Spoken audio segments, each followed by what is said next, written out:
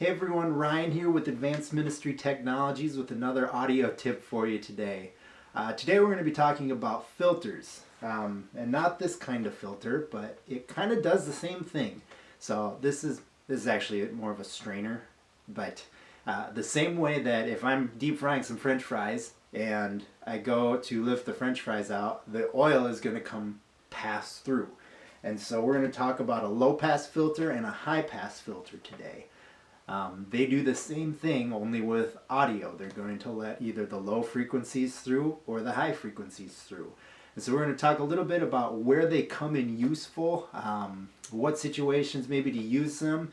I also understand that a lot of you real pro audio guys are going to go, well, I throw a high pass filter on my bass guitars and those types of things. That's totally cool. There's a lot of different tricks and different ways to utilize these. We just want to talk about the very basics of what they do and where they come in handy.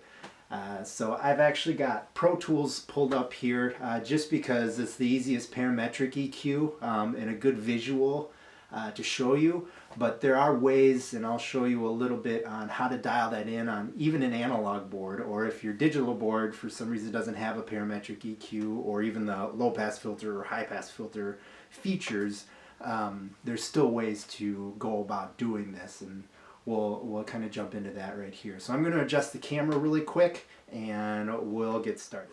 Okay, so we've got Pro Tools, the parametric EQ, and this is just a 7-band EQ function that's in Pro Tools. It's very basic, but we're going to take a look at what a high pass filter and a low pass filter does.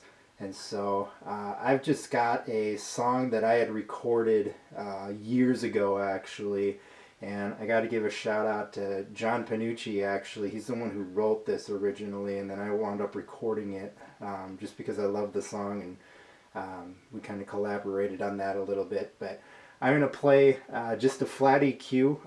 Now this song was mixed, and so take it as it is, but here is just the flat EQ on the song.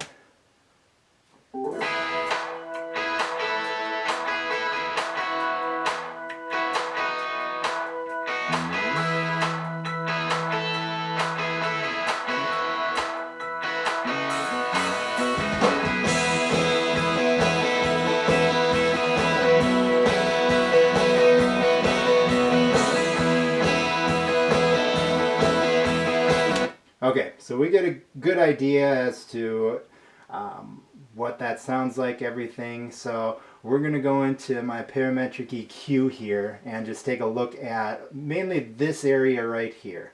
I do have my other frequencies, or my other controls here with the low frequency, low mid, mid frequency, high mid, and then the high frequency. A lot of your analog boards probably already have that too. So we're not going to really dive into that so much, but we're going to more look at our high pass filter here and our low pass filter. So let's start with our high pass filter here. So this is where people get confused sometimes, because a high pass filter actually controls how much low frequency is going to be able to go into your mix. And so if I activate my high pass filter, you notice right here it already kind of rolled off my my low end here a little bit. And if I were to actually bring this up harder, you see how it's rolling off a lot of that low frequency. And so it's the high pass, so everything in the high register here is going through just fine. But it's rolling off a lot of that low frequency from about 100 down. There's ways too that you can kind of make this a little bit sharper of a curve. So obviously if I change my curve on that, and that way too I can kind of adjust accordingly. But we're going to leave that here. And a lot of times, even especially in live application here, you usually like to, I personally like to start rolling it gently off at around 100, just because you're not then losing a lot of the personality of your mix in that case. So where does the high pass filter come in useful specifically? I use this always on vocals, just because with vocals, especially if you have more than one vocalist, it kind of cleans up your mix a lot more. You don't have those low frequencies that are interfering with, maybe a keyboard or, going in, especially with male vocals, they start to mix and blend with acoustic guitars, those lower strings, those lower notes, even bass guitars sometimes. And so I do like to do a gentle roll all the time on vocals. Again, some of you guys out there might say, well, why would you ever use a high pass filter on a vocal? Whatever. It is what it is. And that's where it comes in handy, in my opinion. I also like to throw it on guitars a lot of times. I'll put it on a keyboard if I have a bassist in a band, just because I don't want the left hand of the keyboardist to be kind of taking up a lot of that same frequency range as the bassist, and so it creates a little bit cleaner of a mix sometimes, but that is what it is. We're going to look in then at a low pass filter. And so if I activate my low pass filter there, you see that all of a sudden there's a little curve that comes off. And when I adjust my frequency here, I start to get a little bit of a roll off on my high pass, or I'm sorry, my low pass frequency, or low pass filter. Wow, words are hard sometimes. Okay, so on the low pass filter, it's doing the exact opposite of the high pass filter. So it's limiting some of those higher frequencies that are going through your mix, and allowing those lower frequencies to go through.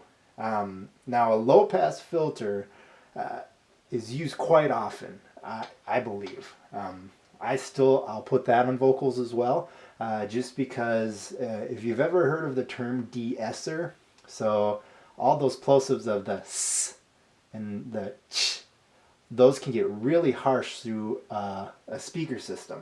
And so the reason we use the low pass filter is kind of to dial those off, so those sounds aren't so harsh, especially for my vocals. I actually, when I was in, I think like 4th grade, chipped my front tooth. And so there's a tiny little gap in between my 2 front teeth, and my S's specifically are harsher through a microphone than a typical human being. So now you know that about me too. But I also will put this on acoustic guitars a little bit, especially if somebody plays a lot with a capo. Just kind of to dial that high, jangly sound, and then also it comes in handy with kick drums. If you're not wanting so much slap on the kick drum, I also use it on a snare drum, depending upon how they have the snare tuned. If it's a tightened snare a little bit, it's going to have kind of that high end crack, and just to be able to dial that back a little bit, and there's again a lot of different applications towards it, but this kind of your main uses of your low pass and high pass filters. So let's say I don't have that option on my mixer, for example. So what I can do, instead of my high pass and low pass filter, is take my low frequency fader, and I can actually dial off here, depending upon how drastic I want it, but I can dial off a little bit of that low end here. And so if I were to do that with my high pass filter here, I'm taking everything in that, doing that gentle roll again off of, starting at around 100, and I can take that all the way down if I want to, And then the same way with my my low pass frequency or low pass filter, I can do a gentle roll off here as well. And so again, I'm kind of eliminating, well, not completely eliminating, but really kind of limiting those frequencies that are right here and right here. And so that's your basics of your high pass filters and low pass filters. So now with a high pass filter, roll off here, and a low pass filter, just a gentle roll off of that. Let's take a listen to how different it sounds now.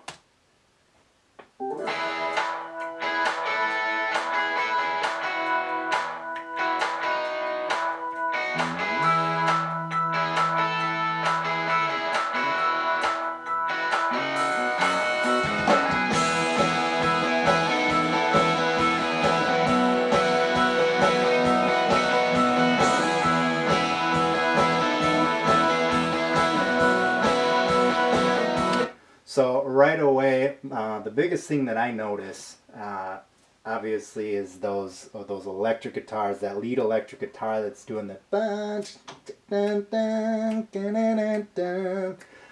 that's a lot less harsh, especially on the high end. It's making it a lot more pleasant to the ears.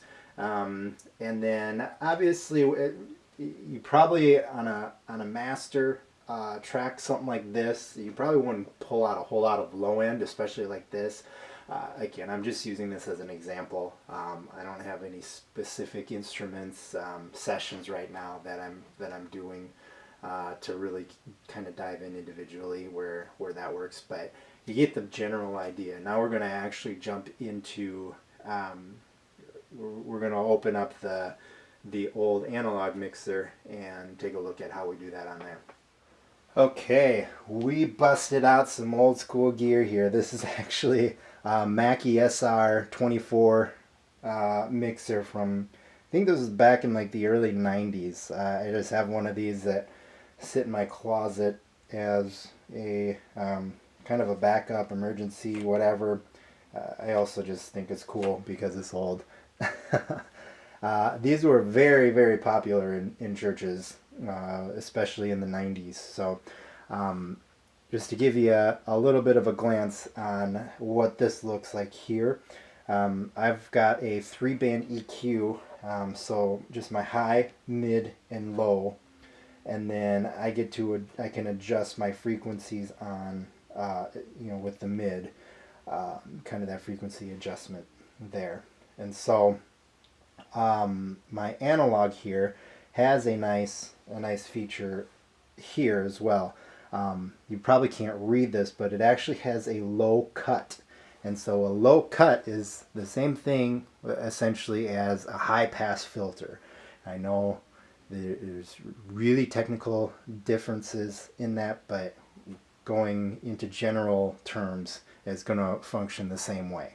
And so a low cut is basically my high pass filter. And so if I go all the way down to like my vocals here, I would activate my low cuts on all of those channels, and that way it would just dial off that low end automatically for you.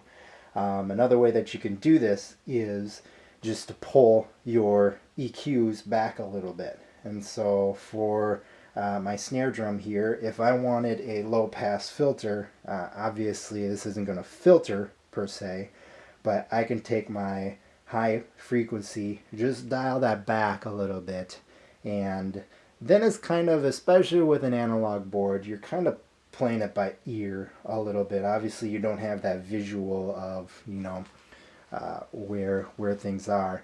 One handy tip though is if you do want a little bit of a visual, if you download a parametric EQ app on your phone, and then have that sitting out and where obviously it's picking up your mix, it's going to visualize then to a certain degree. It's obviously not completely accurate, but you could visualize then your mix on your phone and adjust a little bit that way as well. I would not completely depend on that. Trust your ears to a certain degree if you can. But that is, on your analog mixers, a cool feature. Now a lot of them will have this low cut. Sometimes it's up here depending upon the mixer. I know a lot of the Allen and Heath analog mixers have it up here for a low cut. But otherwise, same function in the general term, but that's where that works. I hope you guys found that helpful. If you have any other questions or you have suggestions on videos that you'd like to see, we'd love to hear from you. Make sure to drop a comment or visit our website. I'll link that down below as well. Otherwise, hope you guys have a great day. We'll talk to you soon.